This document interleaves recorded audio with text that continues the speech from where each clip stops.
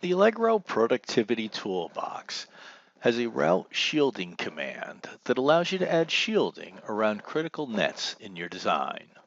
As we see in this design, the blue connect line has ground shielding constructed of shapes parallel to the connect line on the same layer with vias connected to a ground plane. This structure is easily deleted and modified and is built as a group of objects, so it can also be easily deleted. There's two modes to add the shielding, both in an add connect mode and a post-processing mode, where you select the connect lines you would like to have shielded. For our design example, we'll delete the existing shielding using the standard delete command. We'll select edit, delete from our text menu, and in our find filter, we'll verify that we have shapes turned on. And notice that all we have turned on in our find filter are shapes, but if we select the shape and right mouse button and select delete, the shielding shape and the associated vias are all deleted in one operation. The route shield command is part of the Allegro Productivity Toolbox, so we must have that license option turned on in order to access the command. This can be turned on when you start either the PCB editor or SIP layout, or if you select File, Change Editor from the text menu. You can then turn on the Allegro Productivity Toolbox if you didn't turn it on when you invoked the tool. Now that we have the option turned on, we'd like to add shield routing around this blue horizontal line, which is on our CM0 layer. To add the shield routing, we'll select Route Shield Router from the text menu. In our options form, we see the different options that we can set for our shield routing. We can set options for both tandem shield routing and side shield routing. Tandem shield routing allows us to add shielding shapes on adjacent layers to the existing horizontal trace that we have on the CM0 layer. Side shielding will add the parallel shapes that we saw before we deleted our existing shield routing. We'd like to re-add side shielding to this connect line, so we'll turn off the random shield checkbox and make sure that the side shield checkbox is turned on. Furthermore, in default mode, the shield router does not add vias. It only adds the shielding shape.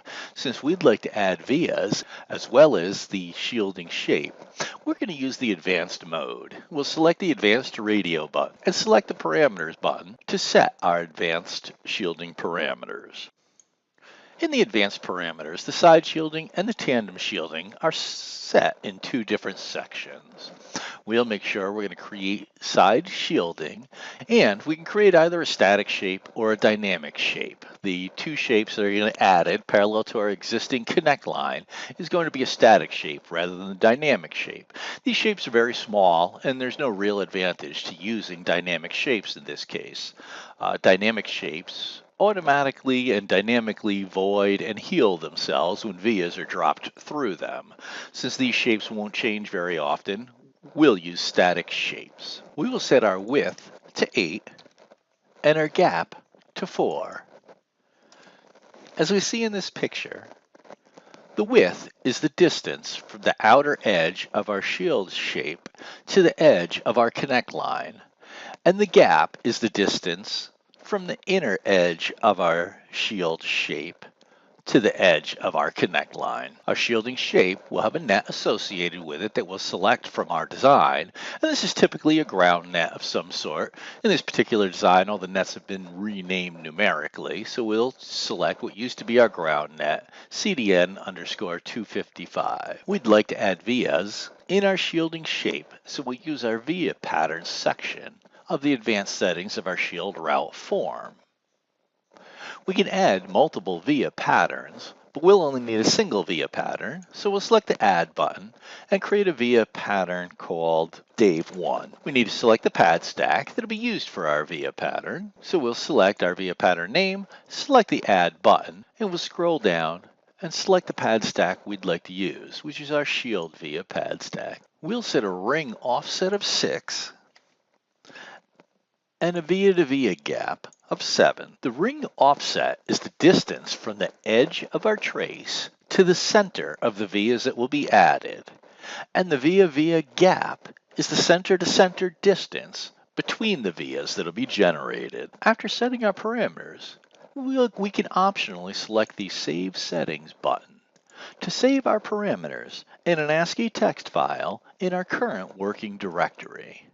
This will allow us to load our settings the next time we use the command so that we can reuse our settings over and over again. We'll select the OK button to close the Advanced Settings form. And in this case, since our connect line has already been added to the design, we're going to be using the Select C Lines mode for our operation. This will allow us to select a connect line and have the shield shapes and vias added around the connect line based on our parameters. For our particular design, it is important to turn off the rounded C-line seg end caps checkbox. If we leave this checkbox turned on, we'll end up with rounded shielding around the outer bends of our connect lines. By having this option turned off, as we'll see in a second, we can select the connect line and the shield router creates our shielding shapes and our shielding vias based on the parameters that we had set.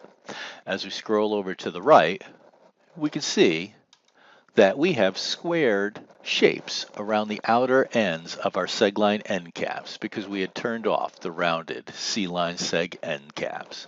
We can also see that our shapes have been created and our vias have been added based on the parameters that we had set in the command. If we select Done to end the command, we can hover over our shape and see that it has been added to the CDN_255 signal that we specified in the route shield form. And as we scroll up, we see that the shielding has been added all the way around our connect line.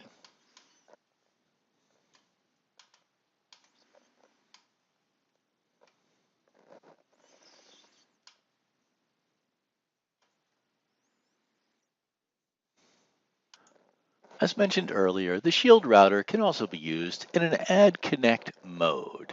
To show this operation, we'll first use the delete command to delete the route shielding that we had just put in. And in this case, we'll also delete our connect line.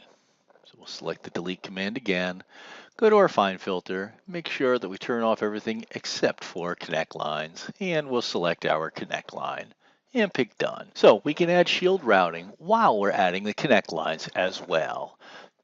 To accommodate this, we select route shield router just like we did previously, and in our options form we'll set up similar options. We're going to use the advanced shielding parameters, and in the parameters form we can load our previous settings. We select the load settings button and we reload the settings that we had saved earlier. This time, instead of using select C-line mode, we're going to select add connect mode, making sure that our rounded C-line segment end caps option is still turned off. We're going to add connect lines to the CM0 layer, and we're going to use a line lock of 90 degrees and a line width of 0.8. We can select the via that we'd like to start routing from, and we can see the connect line that's going to be added, and the light gray area represents the area where our shield routing will be added. And when we click our left mouse button, we can add vertices to our connect line, and we can pan and continue to add connect lines. When we're finished adding our connect line, we pick the done button, and we can see that the shield routing is also added to the connect line as we're adding the connect line. So to summarize, the shield router is part of the Allegro productivity toolbox and can be used in several modes to add shielding shapes and shielding vias to the connect lines in your design.